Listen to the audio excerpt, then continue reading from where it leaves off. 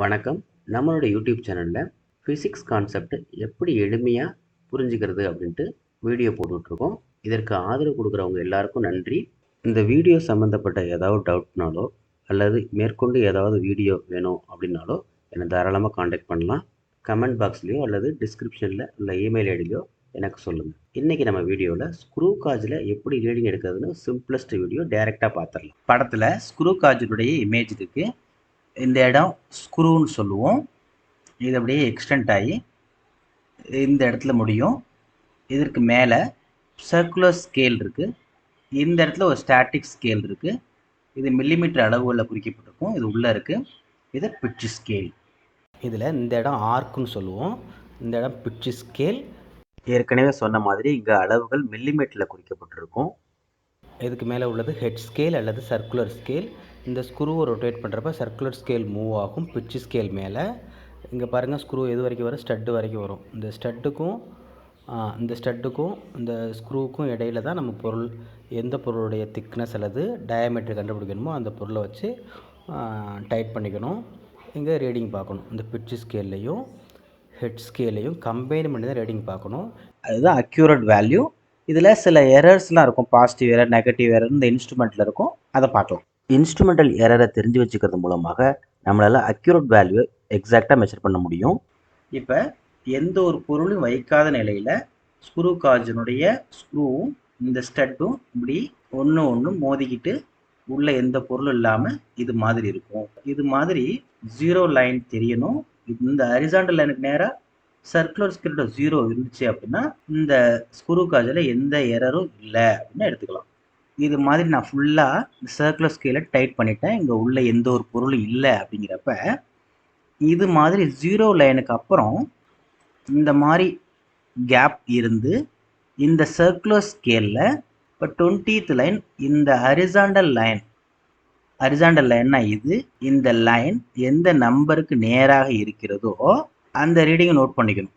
இது positive error, இந்த இடம் நெகட்டிவ் எரர். அதாவது ஜீரோ லைனை மறைச்சிருந்துச்சு, இங்கே ஒரு வேல்யூஸ் இருந்துச்சு, நம்மளுக்கு ஜீரோ லைன் இங்கே இருக்கும், இது மாதிரி இருந்துச்சு அப்படின்னா இது நெகட்டிவ் எரர். இப்போ பாசிட்டிவ் எரர் என்ன இருக்குன்னு பார்க்கலாம். இந்த மேலே உள்ள ஸ்க்ரூ காஜ் படத்தினுடைய பாசிட்டிவ் எரர் +20, அதாவது ஹெட் ஸ்கேல் கோயின்சிடென்ஸ். இதை ஃபைனல் ரீடிங்லேருந்து இந்த +20 வேல்யூ சப்ட்ராக்ட் பண்ணிடணும் பாசிட்டிவ் எரரில். நெகட்டிவ் எரர் அப்படின்னா எப்படி கால்குலேட் பண்ணோம்னா -100 மைனஸ் இந்த ஹரிசாண்டல் லைனில் இங்கே உள்ள எந்த லைன் கோயின்சைட் ஆயிருக்கு, 85வது லைன் கோயின்சைட் ஆயிடுச்சு அப்படின்னா 100 மைனஸ் 85 ஈக்குவல் டு -15. இதுதான் ஜீரோ எரர். வர்ற ரீடிங்லேருந்து இந்த -15ங்கிற வேல்யூவை ஆட் பண்ணிக்கணும். ஹரிசாண்டல் லைனில் ஹெட் ஸ்கேலோட ஜீரோ லைன் மேட்ச் ஆயிருக்கு, அப்போ இது no error. Positive error instrument பற்றி பார்க்கலாம். இது ஒரு அனிமேஷன் தான், உங்களுக்கு தெரியணுங்கிறதுக்காக போட்டிருக்கோம். இது பாசிட்டிவ் எரர், அதாவது ஜீரோ லைன் தெரியும், அதுக்கப்புறமும் சில ஸ்பேஸ் தெரியும். அப்படி இருந்து ஹரிசாண்டல் லைன் மேலே எந்த சர்க்குலர் ஸ்கேலுடைய லைன் டிவிஷன்ஸ் கோயின்சைட் ஆகிருக்கோ அதுதான் பாசிட்டிவ் எரர் வேல்யூ. என்ன இருக்குது?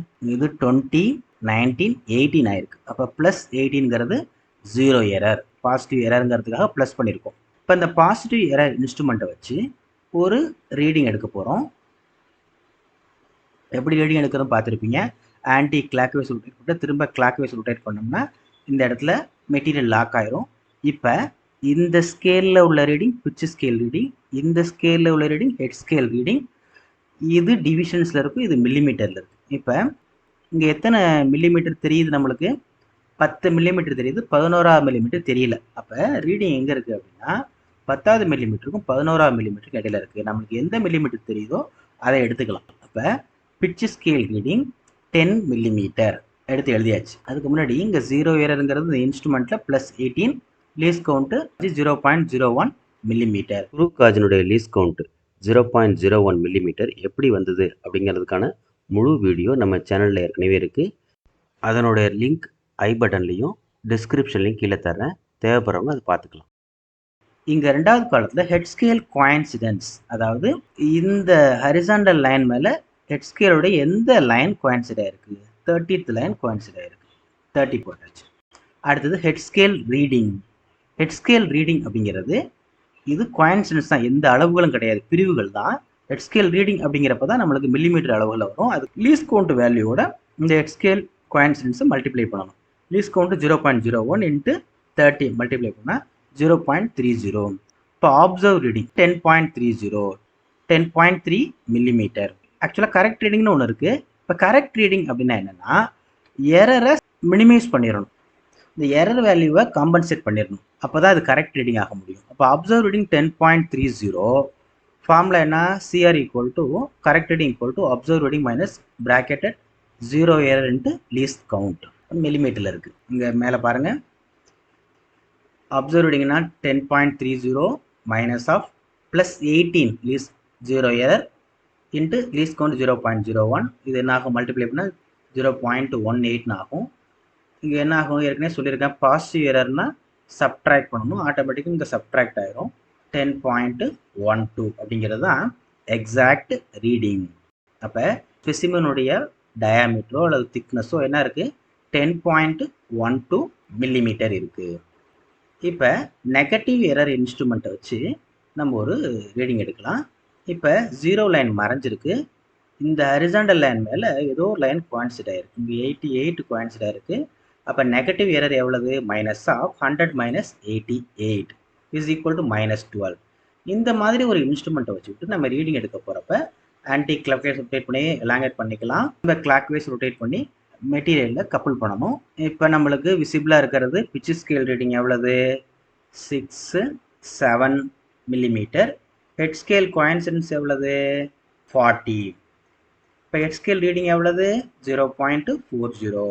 இப்போ அப்சர்வ் ரீடிங் இந்த ஃபஸ்ட்டு காலத்தையும் தேர்டு காலத்தையும் சம் பண்ணி வர்றது அப்சர்வ் ரீடிங் 7.40. இப்போ கரெக்ட் ரீடிங் எவ்வளவு, 7.40 -12, ஏன்னா நெகட்டிவ் எரர் -12 இன்ட்டு 0.01.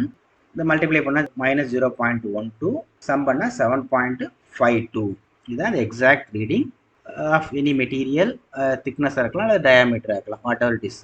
நம்ம எந்த பொருள் வச்சுருக்கோமோ இதுக்கு இடையில இந்த இடம் ஸ்டட்டு, இந்த இடத்துல ஸ்க்ரூ, இதுக்கு இடையில எந்த மெட்டீரியல் லாக் ஆகிருக்கோ அதனுடைய டயாமீட்டர் அல்லது திக்னஸ் 7.52 மில்லிமீட்டர். இப்போ உங்களுக்கு தெளிவாக புரிஞ்சிருக்குன்னு நினைக்கிறேன்.